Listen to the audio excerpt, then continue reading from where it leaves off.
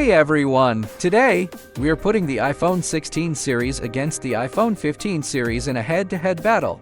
Let's find out which one is worth your money. The screen! The iPhone 16 Pro Max grows from 6.7 inches to 6.9 inches. It feels a whole lot bigger, and it still keeps the silky smooth 120Hz refresh rate like cutting through butter. Let's get to the core.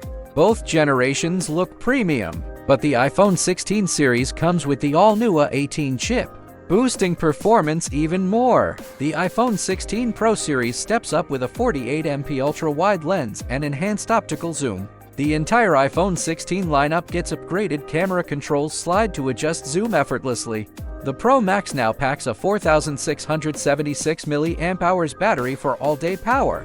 The good news is, prices have stayed the same, starting at $799 for the iPhone 16 and $999 for the Pro models.